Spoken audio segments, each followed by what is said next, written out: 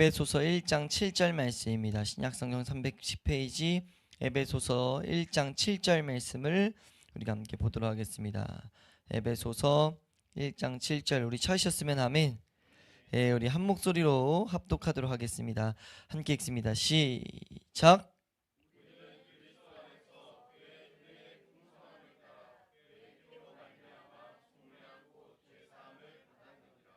아멘. 우리 한번 따라하겠습니다. 그의 피로 말미암아 받은 속량. 우리가 오늘 이 말씀을 오늘 본문 안에서 우리가 이 말씀에 대한 내용을 함께 보도록 하겠습니다. 우리가 신앙생활에서 가장 중요한 것이 말씀을 정확히 아는 것임을 절대 잊어서는 안 돼요. 왜냐하면 성경이 그것을 우리에게 가르치고 있기 때문입니다. 한번 따라할까요? 성경이 무엇을 말하는가? 그것을 아는 것을 힘쓰는 게 신앙생활입니다. 그것을 알아야만이 하나님을 향해 나아갈 수가 있어요. 그래서 우리가 주일날마다 우리가 무엇을 해야 되는가? 하나님 말씀이 우리에게 무엇을 말씀하시는지를 우리가 듣고, 그리고 그 말씀을 내 것 삼기 위해서 우리는 기도하는 거예요. 한 주간 이 말씀들을 묵상하면서 하나님 이 말씀이 말하는 바를 내가 받아들일 수 있도록, 내 삶의 실제가 될 수 있도록 은혜를 달라고, 그렇게 기도할 때 우리 삶에 하나님이 살아계신 하나님으로 경험하게 된다는 것을 우리도 누릴 수 있길 축원합니다. 우리도 누릴 수 있어야 된다는 것. 이미 우리도라고 말씀드리는 거 안에 뭐가 들어있냐? 이미 많은 사람들이 이 말씀을 통해서 하나님이 살아계신다는 것을 누렸다는 거죠. 그리고 그 방법 외에는 없습니다. 그 방법 외에는 없어요. 성경 외에는 다른 방법으로 하나님을 제대로 알 수 있는 방법은 없습니다. 우리가 그래서 오늘도 이 말씀을 우리가 제대로, 오늘 이 1장 7절 말씀을 우리가 함께 바라볼 때 이 말씀이 우리에게 말씀하는 바를 정확히 우리가 조금이라도 이해할 수 있는 그런 은혜가 있을 수 있길 축원합니다. 우리가 이 말씀을 볼 텐데 우선 7절 말씀의 구조를 좀 더 정확히 하고 가면요, 왜냐하면 이게 번역되면서 순서가 좀 바뀌었기 때문에 순서를 좀 정확히 하고 가겠습니다. 7절도 2번에서 3번 정도로 우리가 두 번 정도로 이제 말씀을 나눠서 보게 될 텐데, 이 7절 안에 3문장이 들어있어요. 문장이 3개로 나눠져 있습니다. 3개로 나눠져 있는데 순서가 좀 달라요. 그러니까 첫 번째는 같습니다. 우리는 그리스도 안에서까진 맞아요. 그러니까 첫 번째 문장은 이렇게 되는데, 우리는 그리스도 안에서 그의 피로 말미암아 구속을 받았다가 첫 번째 문장입니다. 이게 지금 이게 콤마로 이어진 문장이기 때문에 이렇게 이제 의역을 했는데, 그의 은혜의 풍성함을 따르는 맨 마지막 문장이에요. 우리가 그렇게 좀 어디에 적어 놓으시면 좋아요. 이거는 바울이 정확히 말하는 바의 메시지를 알기 위해서는 이 문장을 좀 이렇게 바꿀 필요가 있어서, 그러니까 우리는 그리스도 안에서 그의 피로 말미암아 속량을 받았다가 한 문장이에요. 그리고 두 번째 문장이 그걸 좀 더 붙여서 곧 죄사함을 받았다. 근데 여긴 곧으로 번역됐지만 그 죄사함을 받았다. 그 죄들이 용서함을 받았다. 이런 식으로 번역되는 게 좀 더 정확합니다. 그 죄들이라고 말하고 있어요. 그 죄들이 용서함을 받았다. 그러니까 속량을 받아서 죄들이 용서함을 받았다. 이 두 가지 문장이에요. 이해되세요? 세 번째 문장이 그의 은혜의 풍성함을 따라서, 그의 은혜의 풍성함 아래에서라고 말하고 있어요. 그래서 우리가 이 문장들이 우리에게 무엇을 말하는 바를 이제 보게 될 텐데, 첫 번째 문장을 오늘 우리가 이제 볼 겁니다. 우리는 그리스도 안에서 그의 피로 말미암아 속량을 받았다. 이 속량이라는 단어는 좀 더 정확한 의미로는 구속이에요. 구속. 그래서 제가 제목에는 구속으로 적으려다가 제목에 우리 한글 성경에 있는 대로 우선 제목은 그의 피로 말미암아 받은 속량이라고 적었지만 사실 좀 더 정확히 보려면 구속입니다. 구속했다, 이런 의미. 그런 의미로서 지금 말씀이 우리에게 말하고 있다라는 것인데, 우리가 첫 번째로 먼저 봐야 될 것은, 그럼 첫 번째 문장에 있는 것처럼 그리스도 안에서라는 문장을 제대로 이해해야 돼요. 그리스도 안에서라고 말하면서 이 1장 7절은 시작했다는 거죠. 그리스도 안에서 내가 받았다라고 하는데, 그리스도 안에서라고 말하는 것은 지금 이렇게 할 것을 주장하는 것과 같아요. 그러니까 이 내가 앞으로 말하는 것은 그리스도 안에서만 이루어진다, 이런 식으로 말하는 거죠. 그러니까 이 그리스도 안에서라고 했을 때는 6절과도 이어져야 됩니다. 6절에서는 뭐라고 말했냐? 우리가 저번 주 제목이기도 했는데, 그의 사랑하는 자 안에서, 사랑하시는 자 안에서라고 말했던 그 하나님의 계획, 저번 주까지 살펴봤었죠. 저번 주에 무엇을 봤었냐? 그의 사랑하신 자를 알아갈 때 우리는 양자됨의 특권을 향해 한 걸음씩 나아갈 수가 있다. 그러니까 성부 하나님의 계획을 우리가 봤었어요. 하나님이 우리에게 모든 하늘에 속한 모든 복락을 주시려고 하는데 그걸 위해서는 거룩하고 흠이 없게 시키려고 한다. 그래서 그걸 통해서 거룩하고 흠이 없는 것이 하나씩 우리 삶 가운데 이루어질 때 하나님을 막 찬양하게 된다는 거죠. 근데 그 놀라운 일은 그 사랑하신 자를 정확히 알게 될 때 이루어진다는 거예요. 그것까지가 이제 한 가지 문장이 끝났습니다. 그 주장을 말하고 나서 우리가 이걸 저번 시간에도 한 번씩 언급을 했는데 삼위 하나님의 사역이 나뉘는 거죠. 문맥이 나뉘는 거예요. 성부 하나님의 사역을 말했다면 성자 하나님이 이 일이 성자 하나님을 통해서 어떻게 이루어지는지 방법적인 측면을 좀 더 말하는 거죠. 한번 따라할까요? 어떻게 이루어지는가? 그러니까 어떻게가 무엇이냐? 하늘에 속한 모든 복, 마땅히 교회에서 가르쳐야 될 하나님을 알아가는 것, 하나님 앞에 나아가는 것, 이것이 어떻게 이루어지는가를 알아야 된다는 거죠. 한번 따라할까요? 어떻게 이루어지는가? 정확히 알아야 된다는 거예요. 우리가 신앙생활을 추상적으로 하면 안 된다는 거죠. 예, 어떻게 이것이 이루어지는가라고 했을 때 이거는 그리스도 안에서 이걸 잊으면 안 된다 주장하는 거죠. 그리스도 안에서 이건 이루어진다. 그러니까 그 사랑하신 자를 설명했던 그것이 다 포함되어 있는 거예요.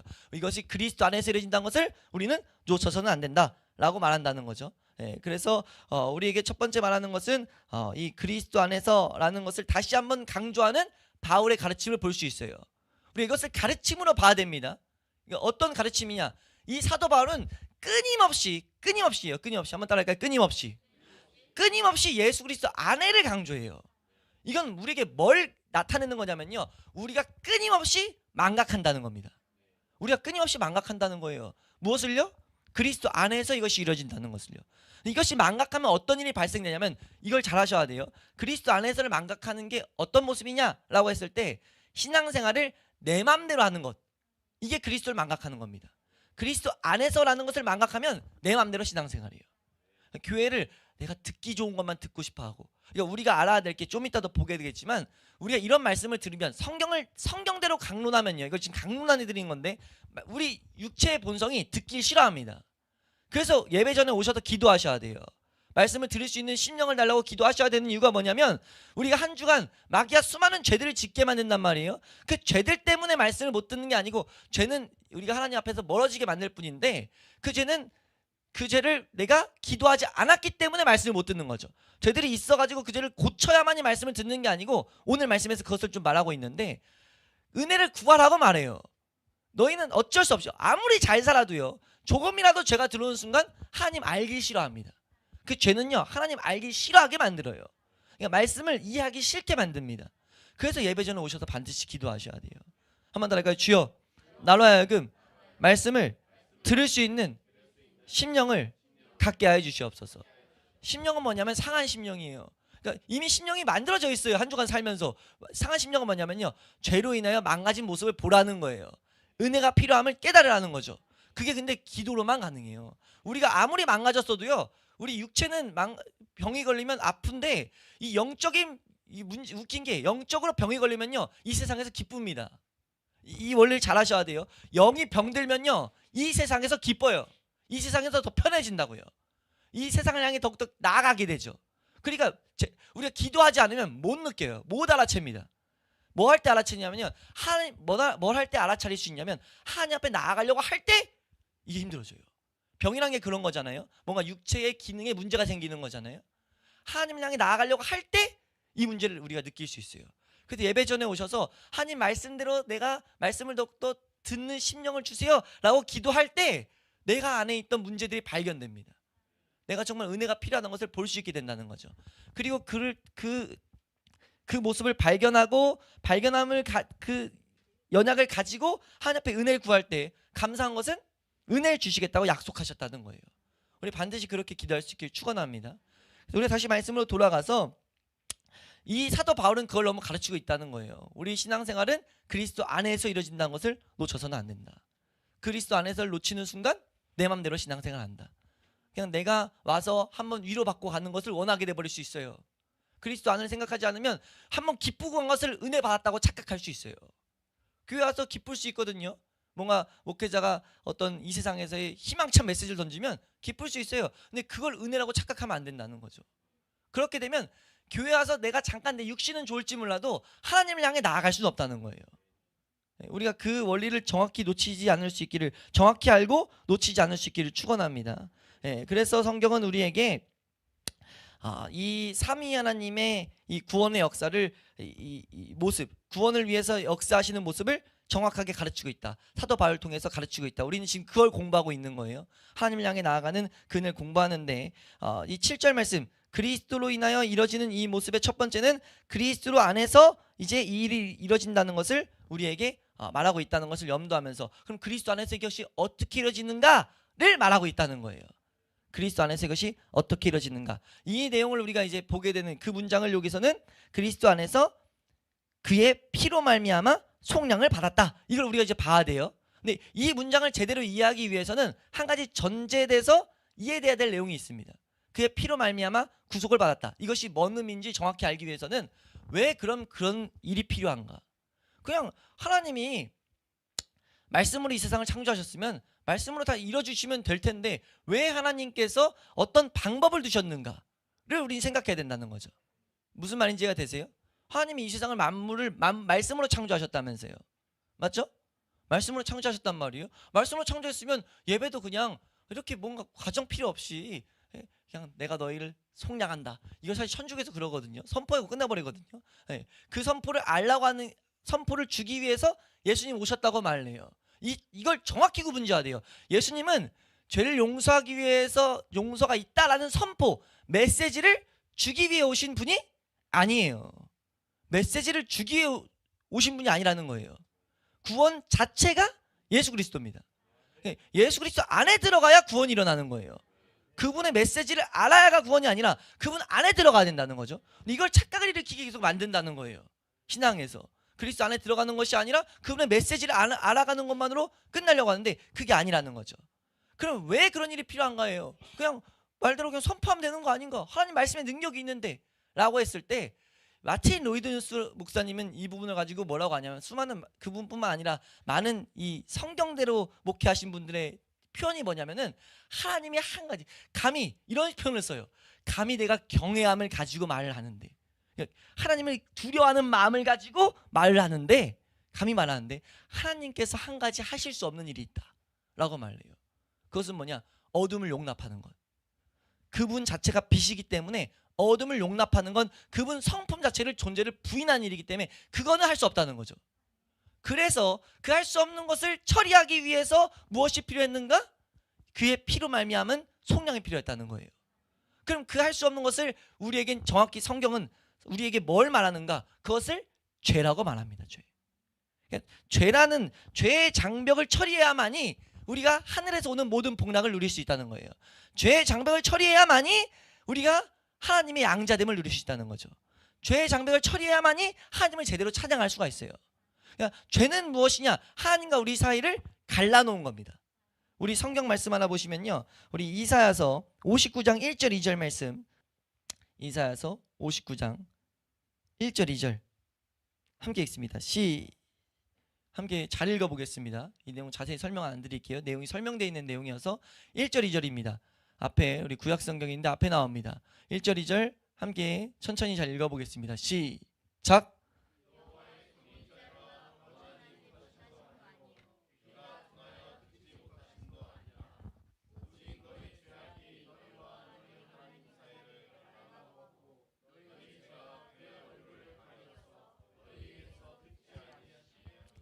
아멘. 우리가 하나님의 말씀, 하나님이 우리의 말 안 듣는 이유는 하나라고 말하죠. 뭐예요? 죄가 하나님과 우리 사이를 갈라놨다는 거예요.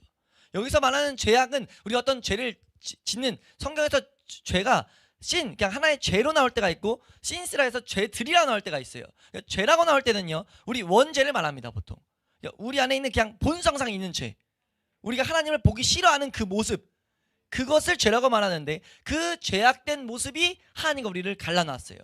갈라져 있기 때문에 수많은 죄들이 발생됩니다. 그러니까 우리가 그것을 정확히 성경이 가르치고 있다는 것을 알아야 된다는 거죠. 그러니까 그 죄 때문에 우리 뭐 하는 거예요? 하나님 주시는 복락을 못 누리는 거예요. 그래서 우리 하나님께서는 그 죄를 먼저 처리할 필요가 있었다는 거죠. 그래서 예수님이 오신 이유가 뭡니까?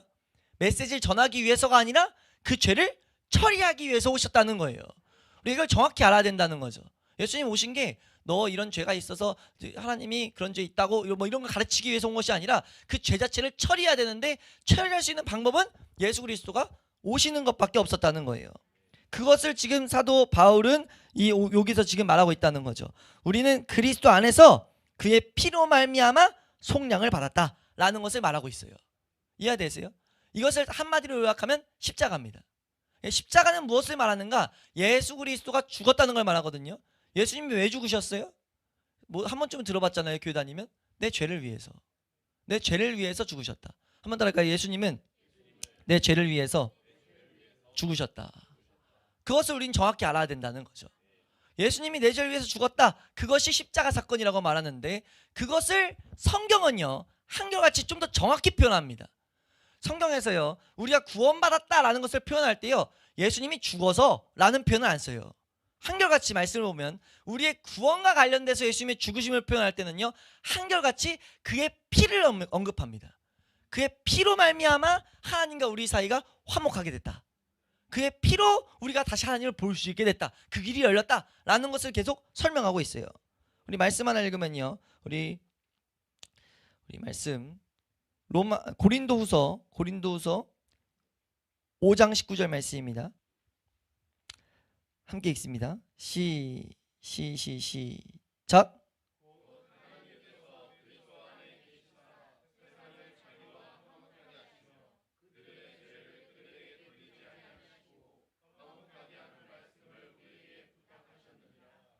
예, 지금 화목하게 하는 값을 주셨다. 우리 로마서 3장 25절 말씀입니다. 로마서 3장 25절 말씀 함께 읽습니다. 시작.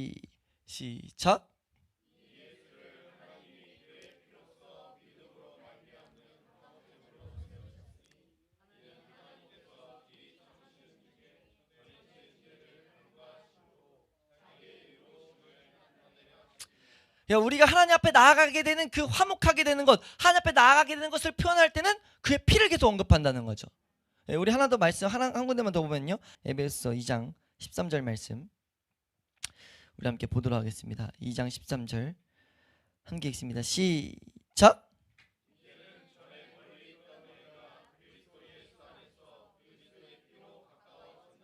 그리스도의 피로 가까워졌다는 거예요. 그래서 14절 말씀 보면 그래서 그는 우리의 화평이 되셨다. 지금 하나님과 우리 사이가 하나 됐다는 것을 이 뒤에 여러 가지 서술을 통해서 가르치시거든요. 그러니까 우리가 알아야 될 것은 우리가 어떻게 해서 양자됨의 특권, 하늘의 모든 복락을 누릴 수 있는가? 그리스도 그의 사랑하신 자를 알아야 된다고 저번 주에 말씀드렸어요. 근데 그 사랑하신 자가 우리에게 무엇을 했는가도 알아야 돼요. 무엇을 했는가라고 했을 때는 그의 피로 말미암아 구속을 이뤘다. 구속이란 단어는요 속전이란 단어에서 파생된 단어입니다. 속전. 그러니까 속전은 뭐냐면 대신 값을 지불하는 거예요. 그러니까 이건 구약에도 신약에도 동일한 제도인데요. 특히 그 시대에는 다 노예가 있었기 때문에, 노예라는 제도 아시죠? 누구에게 종된 것들, 종돼서 살아가는 사람들, 그 소유예요. 소유. 사람으로 취급을 못 받는 거죠. 그 사람들을 이제 해방하게 될 때 노예들 어떤 그 노예에 해당하는 돈을 지불하면은 그것을 이제 해방시킬 수가 있어요. 혹은 비슷한 개념으로 감옥에 들어갔을 때 어느 정도의 그 비용을 지불하면은 나오게 되는 것, 그런 것들이 있는 이런 제도, 그런 제도에서 파생된 단어가 속전이란 단어예요. 그런 제도에서 나온 단어가 속전. 이해되세요? 그 단어 안에서 구속이란 단어가 쓰입니다. 지금 오늘 우리 에베소서 1장 7절에서 바울이라는 지금 사도를 통해서 하나님이 속량, 구속이란 단어를 썼다는 것은 이 의미를 우린 정확히 붙들어야 된다는 거죠. 우리에게 구원이 어떻게 이루어지는가라고 했을 때요 이 안에서 우리에게 정확하게 한 가지 메시지를 말하는 건 우리에게서 나올 수 있는 내용이 아니었다는 거예요. 보세요. 노예가 완전히 소유물이었을 때는요 아무리 열심히 노예가 뭘 일을 하고 벌어도요 노예의 자산이 될 수 있습니까? 없습니까? 노예라는 건 없어요. 다 주인 거예요. 그러면 노인에게는 해방될 수 있는 자유가 있어요? 없어요? 없어요. 희망과 자유가 없다는 거예요. 그 노예가 해방되는 건 누군가가 그걸 대신 돈을 지불해서 사간다는 거 풀어줬을 때 그 어떤 악한 주인으로부터 해방될 수가 있어요. 이해되세요? 어떤 종에 따라서도 어떤 종의 주인은 선한 주인이 있을 수 있고 어떤 주인은 악한 주인이 있을 수 있는데 막 그 종을 막 진짜 막 물건보다 못되게 막 다루는 그 어떤 종이 그것으로부터 해방되기 위해서는 자신에게는 희망이 아예 없다는 거죠. 이해되세요? 지금 이 개념을 설명하기 위해서 사도 바울이 이 표현을 썼다는 거예요. 왜냐면요 특히 에베소서에서는 그래서 2장에서 시작 자체가 어떻게 나오냐면요 2장 2절 말씀 한번 보실까요? 2장 2절 말씀. 그래서 2장에서 이런 표현을 쓰는데 2장 2절 3절 함께 읽습니다. 시작.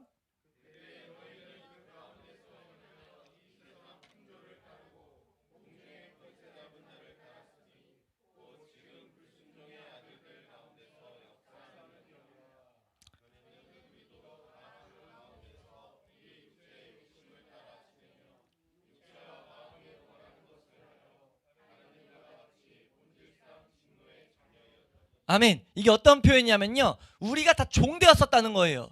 근데 종인데 어떤 것의 종이냐? 이 세상의 종이었다는 거죠. 우리는 몰랐지만 이 세상이 우리를 다 종 삼아가지고 고린도전서 말씀 같은 데 보면 말 못하는 우상이 우리를 계속 끄는 대로 끌려간다는 거예요. 사람들이 다 알지 못하는 상태에서 악한 쥐들 만나가지고 그 인생이 어딜 향해 가고 있느냐? 파멸 향해 가고 있었다는 거죠.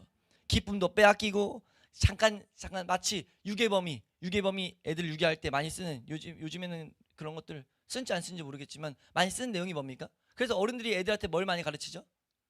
맛있는 거 주면서 따라오라고 그러면 가면 안 돼요. 왜요? 맛있는 거 줘서 뭐 하려고요? 뭐 하려고 하기 때문에? 납치하려고 하기 때문에. 근데 맛있는 걸 먹었을 때 당장은 어떻습니까? 기뻐요. 너무 맛있어. 그러니까 쫓아가죠. 근데 그 목적은 뭐예요? 그 아이를 죽이거나 그 아이를 통해서 뭐 하려는 거예요? 돈을 뺏거나 뭔가 이 가정에 심각한 피해를 끼치기 위한 목적이, 심각한 피해를 끼치려는 목적이 있다는 거예요. 이해되세요? 요한복음 10장 10절 말씀 보시면요, 요한복음 10장 10절, 이 세상의 왕을 예수님이 뭐라고 표현하냐면요, 도둑놈이라고 표현합니다. 도둑놈을 비유로 말씀하세요. 요한복음 10장 10절, 이 세상의 왕의 목적을 표현하는데 우리 한번 읽겠습니다. 10장 10절입니다. 앞에까지만 읽겠습니다. 시작. 도둑이 오는 것은 도둑질하고 죽이고 멸망시키려는 것뿐이요. 지금 이렇게 말하고 있다는 거죠.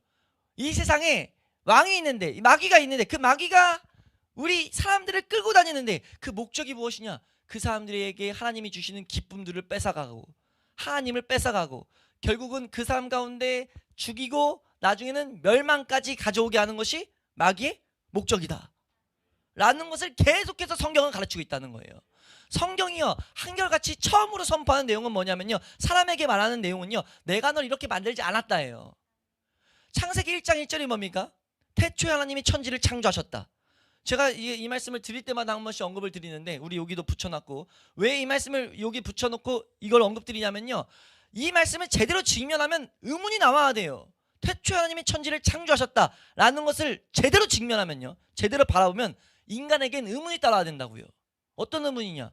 아니, 하나님 선하시다면서 이 세상 왜 이 모양인데? 이해되세요? 아니, 하나님 선하시다며, 하나님이 우리를 사랑하신다며, 근데 이 세상에 하나님은 능력에 제한이 없고 전지전능하다며, 근데 왜 이 세상에 악이 있고 내 삶엔 괴로움이 있고 내 삶엔 힘듦이 있는데? 이 의문이 쫓아와야 돼요. 그 의문을 가지라고 성경은 말하고 있다는 거죠. 시작부터 뭘 말합니까? 이 세상에 문제가 있다. 이 세상에서는 지금 하나님을 떠나게 되면서 발생한 문제들이 있다 라는 것을 가르치면서 시작한다는 거죠. 그 문제를 발견하라는 겁니다. 성경이 우리를 현혹하고 있지 않아요. 하나님이 복 주실 거니까 그 복을 얻기 위해서 뭐 해라. 기독교가 지금 심각한 문제를 계속 가져오는 이유가 뭐냐면요, 전도를 그런 식으로 하기 때문이에요. 하나님이 당신을 사랑하십니다 라고 해서 세상에서 받지 못하는 사랑을 좀 얻게 하기 위해서 교회로 초대해요. 세상에서 얻지 못하는 위로, 세상에서 얻지 못하는 어떤 복을 받기 위해서 교회 자꾸 나오게 하고 있어요. 근데 그게요, 하나님이 물론 그런 복을 주실 수 있는 분이 맞죠. 근데요, 한결같이 성경의 첫 선언은요, 속죄를 말합니다. 속량에 대한 언급이 있어요. 복에 대해서 말할 때 지금 이 복락이 어떻게 이루어졌는가, 이제 그 실제적인 선언을 말하는데 첫 번째 말하는 것이 그 복을 어떻게 꿈꾸고 그 복을 위해서 어쩌고 저쩌고 말하는 게 아니라는 겁니다. 그 복을 위해서는 너희는 속량을 알아야 돼 라고 지금 가르치는 거예요. 사도 바울의 목적은 하늘에 속한 모든 복을 하나님이 주셨다, 이것을 가르치기 위함이거든요. 근데 그걸 언급하지 않는다고요, 앞으로. 왜요? 왜 언급을 안 하느냐? 이것을 내가 추구하고 내가 뭘 해서 이것을 얻을 수 있는 것이 아니기 때문입니다. 이것은 우리가 예수 그리스도의 피로 말미암아 속량을 받게 됐을 때 그 안에서 이루어져 있는 거예요. 그것은 그냥 성취되는 내용입니다. 그렇기 때문에 가르칠 필요가 없죠. 너희가 신앙생활 어떻게 해라, 뭐 이렇게 해라, 이걸 가르치는 게 없다는 거예요. 이 시대에요, 우리가 신앙생활 하는데 하나님께 어떤 복을 받기 위해서 뭘 해라 라고 가르치는 모든 것들은요, 이 말씀 앞에서 이 말씀을 제대로 강론하는 목사님들은 뭐라고 말하냐, 그거 사기치는 거라고 말해요. 그 종교사기입니다. 종교사기. 하나님 가지고 장사하는 거예요. 그러니까 이걸 알고 한다면 그 자들은 절대 천국 갈 수 없어요. 모르고 말하는 건 안타까워서 하나님이 돌이킬 기회를 주시지만, 알고도 그걸 그런 식으로 사용한다, 하나님을 어느 정도 알고도 내가 그 하나님의 속량이 아니라 어떤 것을 해야 복을 받는다라는 걸 가르친다, 그거 종교사고 치는 거예요. 그건 더 이상 그 안에는 구원이 있을 수 없다라고 선언합니다. 한결같이 목회자들이 그렇게 선언하고 있어요. 우리가 신앙생활의 정확한 기준을 알 수 있길 축원합니다. 우리 구원은요, 그리스도 안에 있는 거예요. 그리스도의 가르침을 따라가서 가르침대로 살아가는 게 있는 게 아니라 그리스도 자체를 소유해야 된다는 거예요. 왜요? 그의 피로 말미암은 속량만이 우리가 자유케 되는 비결이기 때문이에요. 우리는 뭐에 있기 때문에? 성경이 선언하는 것은 무엇이다? 한번 따라할까요? 우리가 세상의 종이다. 우리가 세상의 종이다 라는 걸 선언하고 있다는 거예요. 속량, 그의 피로 말미암은 속량 안에는 이미 그 메시지가 포함되어 있어요. 너인 종이야. 지금 너 종인 거. 이미 이 자들은 이 말씀을 줄 때는요, 그 은혜를 받은 자들에게 주는 말이에요. 너희가 어떤 건지 알지? 너희가 받은 은혜 알지? 그래서 2장에서 나타나는 거예요. 우리 알잖아. 그 전에 이방인으로 있었을 때, 우리 아직 그 은혜 못 받았을 때, 그때 너희는 종이었어 라는 걸 이런 식으로 서술하는 거거든요. 근데 우리가 이 말씀 자체를 봤을 때 우리가 먼저 알아야 될 건, 우리 딱 객관적으로 봤을 때는, 그냥 객관적으로 딱 이 메시지를 대했을 땐, 지금 이 메시지 안에 모든 사람들이 다 종되었다라는 개념을 가르치고 있다라는 걸 봐야 된다는 거죠. 그 의미를 제대로 알지 못하면 우리가 제대로 하나님의 복락을 향해 나아갈 수가 없다는 겁니다. 한번 더 할까요? 모든 사람이 종이 되었다. 근데 그 종의 주인은 악한 종이라는 거죠. 그 주인의 목적이 뭐예요? 그 종들의 것들을 더욱더 도둑질하고, 그 종들을 더욱더 죽이고, 그 인생의 영혼까지 멸망시키는 것이 그 주인의 목적이라는 거예요. 그것을 아시고 하나님이 그 종으로부터 값을 지불했다라는 의미, 속량, 구속이라는 것은 값을 대신 지불했다라는 거예요. 그럼 그 값의 가치가 무엇이었냐, 그 종이 건진받을 수 있는 값의 가치가 무엇이었냐라고 했을 때, 그 값이 무엇이라고 지금 말한다고요? 그의 피다. 그의 피로 말미암아 속량을 이뤘다 라는 것은요, 그의 피라는 값어치 아니면 속량을 이루어질 수 없다라는 거예요. 속량을 이루기 위해서 필요한 값은 그의 피였다라고 말한다는 거죠. 근데 그의 피는 누구였다는 거예요? 이 세상을 만드신 하나님의 아들, 사랑하시는 자의 피였다는 거죠. 그 자의 피가 아니면 안 될 만큼 뭐라는 거예요? 우리의 죄는 값이 무겁다는 거예요. 그래서 그것을 지속적으로 설명하기 위해서 성경은 구약의 여러 가지 제사제도를 통해 가지고, 제사라는 제도가 있었거든요. 제도를 통해서 끊임없이 모형을 남겨놨어요. 너희 안에 있는 죄란 문제가 얼마나 비극적이냐 하는 제도를 알려주기 위해서 제사를 드리는데, 제사를 드릴 때 꼭 제물을 들고 와요. 동물들을 데리고 와가지고, 동물을 잘 준비해서 데리고 와서 뭐 해야 되냐면, 그 동물의 안수라고 동물 죽여야 돼요. 그건 뭐냐면, 이 동물과 이제 나는 동일하다, 일치를 이루는 거거든요. 예? 죄의 정가를 말하기도 하지만 일치를 이룬단 말이에요. 그래서 이 동물을 죽여요. 죽이면서 뭘 보라는 거냐면, 너의 죄는, 너 안에 하나님 앞에 나가기 위해서는 죽음 외에는 답이 없어. 죽음 외에는 해결할 수가 없다. 너의 안에 있는 죄의 문제는 그런 비극이야 라는 것을 계속 가르쳤다는 거죠. 그래서 그로 말미암아 이제 우리가 하나님 앞에 나아갈 수 있게 됐다는 것을 구약의 모형으로 계속 보이셨는데, 그게 그의 피로 말미암아가 주는 의미라는 거예요. 아까 잠깐 말했지만, 왜 죽으심을 언급하는 것이 아니라 정확하게 그의 피를 언급하느냐, 그의 피라는 값으로 말미암아 우리가 사신바되었다라는 것을 정확히 알라고 말한다는 거죠. 그래서 우리 히브리서 9장 말씀 보시면요, 히브리서 9장 12절 말씀 함께 읽습니다. 시작.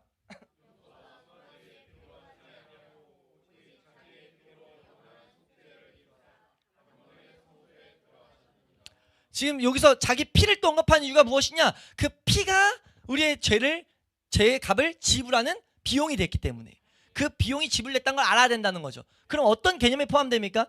예수 그리스도가 나를 뭐 한 거예요? 사신 거예요. 이 세상으로부터 사신 거라고요.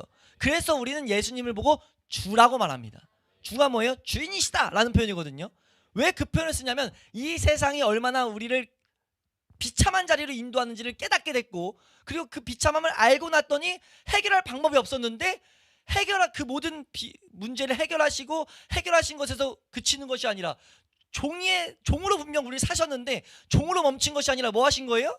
양자로 바꿔버린 거예요. 그 모든 지위를 넘겨주셨다고요. 그 은혜를 알게 되면 알게 될수록, 조금씩 발견하면 발견할수록 우리는 하나님을 찬양하지 않을 수가 없다는 거죠. 그래서 우리는 그리스도가 된 것 자체로도 찬양의 제목이라는 겁니다. 우리 성경에서 이런 서술들이 있죠. 이런 표현들이 나옵니다. 고린도전서 6장 19절 20절 말씀 보시면, 고린도전서 6장 19, 20절 우리 함께 읽습니다. 시작.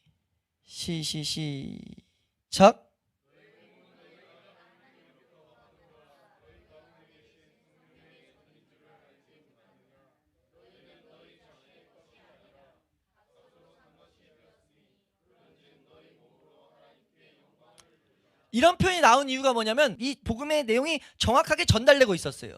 우리의 구원이 무엇이냐라고 했을 때, 구원은 이 세상에 종되었던 우리가 예수 그리스도의 피로 말미암아 값을 다 지불하고 사신 그 사건, 그것이 구원이라는 거죠. 그럼 그 은혜가 어떻게 이루어집니까? 라고 했을 때는요, 성경은 한결같이 하나를 말합니다. 우리가 종되었던 것을 발견하고 도움을 요청해라. 그래서 그걸 다른 말로 죄를 발견해라. 너희 가운데 하나님을 보지 못한다는 문제가 있다는 것을 발견해내야 된다. 끊임없이 그래서 말한다는 거죠. 그것을 가장 잘 보여주는 게 십자가라는 겁니다. 우리가 저번 주에 예수 그리스도 그의 사랑하신 자를 묵상하라고 말씀드렸는데, 그 사랑하신 자가 죽을 수밖에 없었던 이유를 계속 생각하게 나갈 때 우리의 죄의 문제를 발견하게 된다는 거죠. 그건 성경의 원리입니다. 우리가 십자가를 묵상하고 십자가를 바라볼 때 그 십자가가 나의 죄를 위해서 오셨다라는 것을 계속 인지하고 나아갈 때 하나님이 뭘 하시냐? 우리 죄를 계속 들춰내신다는 거예요. 성경에 끊임없이 우리에게 무엇을 하는가? 예수 그리스도를 가르치는데 성경을 가까이 할수록 우리가 무엇을 보게 되는가? 우리 죄를 보게 된다는 거죠. 그 일을 통해서 우리가 우리의 죄를 발견하게 됐을 때 우리가 할 거는 하나밖에 없다는 거예요. 하나님 앞에 은혜를 요청할 수밖에 없다는 거죠. 그래서 우리가 다음 주에 보게 되지만, 그래서 이어서 나오는 서술이 무엇입니까? 이어서 가르치는 그 가르침이 무엇이냐면 그 은혜의 풍성함을 따라. 그 은혜의 풍성함 아래서 이건 이루어진 거다. 은혜는 뭐예요? 그냥 선물이다. 우리에게서 뭐가 나올 수가 없었다는 거죠. 이게 복음인데 교회에서 뭘 가르칩니까? 자꾸 뭘 하라고 가르친다는 거죠. 이거는 복음을 막는 오류 정도가 아니라 하나님의 은혜를 짓밟는 오류라는 거예요. 그래서 이건 심각한 오류라는 겁니다. 이건 절대 좌시에서는 두면 안 되는 내용이에요. 그래서 이런 가르침들을 가지고 책망하는 성경이 갈라디아서라는 성경인데, 갈라디아서라는 성경에서 바울이라는 인물이 뭐라고 표현하느냐? 그런 가르침하면 천사라도 용서 못 받는다. 천사라도 저주를 받는다. 그런 심각한 말을 하고 있어요. 우리 갈라디아서 1장 7절 한번 볼까요? 갈라디아서 1장 7절 함께 읽습니다. 시작.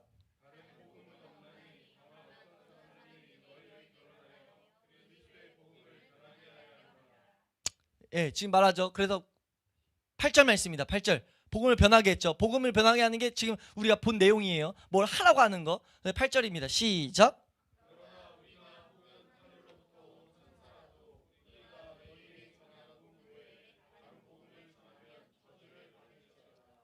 저주를 받는다는 거예요. 여기서 저주를 받는 건 하나님께로 아예 끊어진다, 이런 표현이거든요.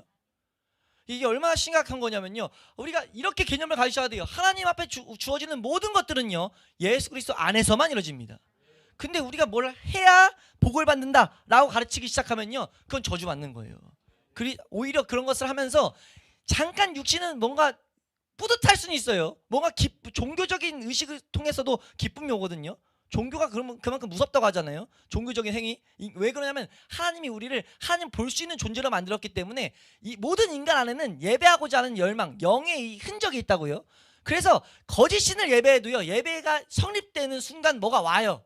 근데 그게 참 하나님을 향해 나아가는 건 아니죠. 그럼 결국은 뭡니까? 마귀가 좋아하는 일 하는 거란 말이에요. 그럼 결국 그 인생은 뭘 향해 가는 거예요? 성경의 가르침을 따라가면 멸망을 향해 가는 거예요. 비극을 만들 수밖에 없는 거죠. 이해되세요? 우리가 이 구분을 어떻게 제대로 알 수 있습니까? 경험해야만이 알 수 있어요.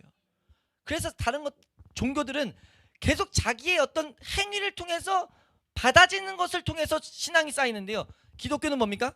계속 비우는 거예요. 계속 비우는 거. 계속 비워지는 거죠. 내가 죽어야 예수 그리스도 사라지는 겁니다. 체험될 때 우리는 제대로 그리스도인으로 살아갈 수가 있는 거예요. 이게 안 되니까 뭐가 됩니까? 교회도 계속 딴 길로 가는 거죠.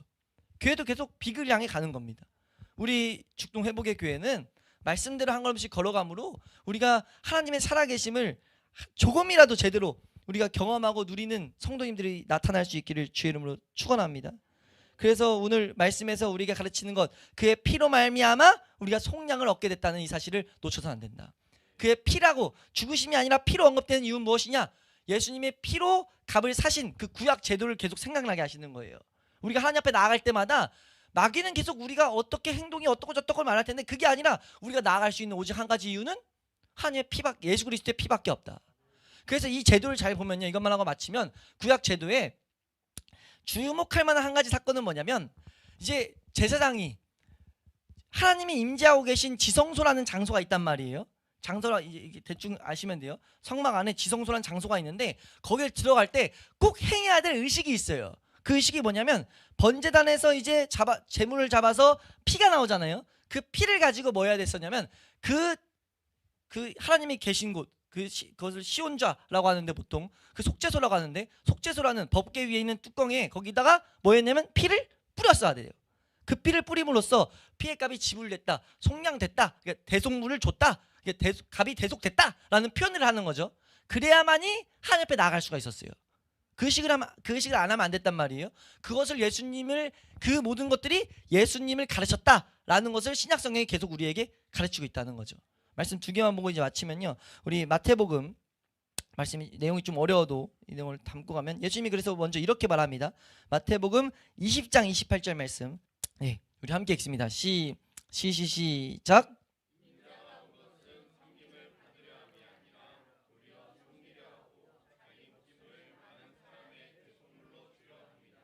아멘. 지금 대속물로 주려 한다라는 것, 예수님이 죽어서 대속물로 우리를 줬단 말이에요. 그래서 뭐 하게 됐는가? 히브리서 말씀 아까 읽었지만 9장 말씀에 그의 피를 뿌림으로 라는 표현이 히브리서 9장에 나와요. 10장 말씀만 우리 한번 읽으면 10장 19절, 그의 피를 뿌림으로 우린 뭐 하게 됐는가? 담대함을 얻게 됐다는 거죠. 시작.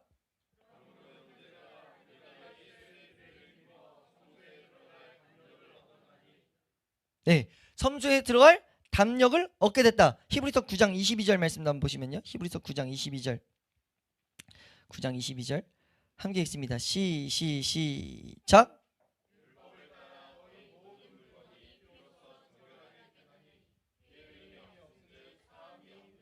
아멘. 그러니까 우리가 하나님 앞에 나아갈 때 우리 뭐 해야 됩니까? 뭐 해야 된다고 가르치는 거냐면은, 예수 그리스도의 피를 더욱더 붙들게 해달라고 우리는 기도하고 그 은혜를 가지고 나아가는 거예요. 요한일서 1장 7절 말씀, 요한일서 1장 7절 말씀 함께 읽도록 하겠습니다. 요한일서 1장 7절 함께 읽습니다. 시작.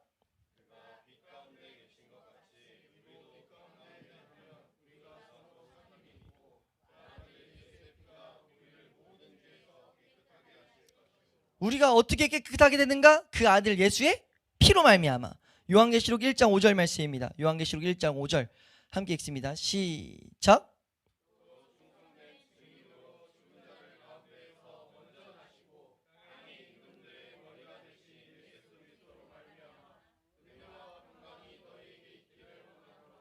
우리를 사랑하사 그의 피로 우리 죄에서 우리를 사랑하셔서 그의 피로 우리 죄에서 우리를 해방하셨다. 그러니까 이건 우리가 할 수 없는 것을 예수 그리스도가 해놨다는 거죠. 이 내용을 우리가 보고 나도 그것을 얻기 원합니다 하는 것이 구원을 향해 나아가는 거예요. 우리 죽동회복의 교회는 올바로 구원을 향해 계속 우리가 가르칠 수 있는 교회 될 수 있기를 축원합니다. 이걸 가지고 뭐 하라고 해야 되죠. 한 가지를 말해야 돼요. 뭐요? 너희 안에 죄가 있음을 계속 발견해야 된다. 너희 가운데 십자가가 왜 필요했는지를 계속 봐야 된다.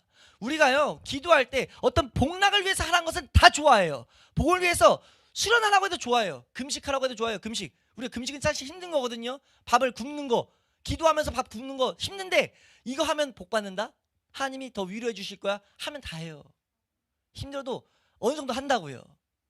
그거에 대한 거부감은 없어요. 근데요, 너가 죄를 깨닫기 위해서 몸부림쳐야 된다. 너 안에 비참한 문제가 있다는 것을 발견하기 위해서 나아가야 된다 라는 가르침들을 듣기 시작하는 순간 우린 거부감을 갖게 됩니다. 우리가요 올바로 하나님을 향해 나아가는 길을 듣는 순간, 보는 순간 거부감이 먼저 드는 게 우리 본성이에요. 근데 은혜가 있다는 것은 무엇이냐? 그럼에도 말미암아 한 가지 다른 마음으로 말미암아 그래 내가 나아가기 원한다.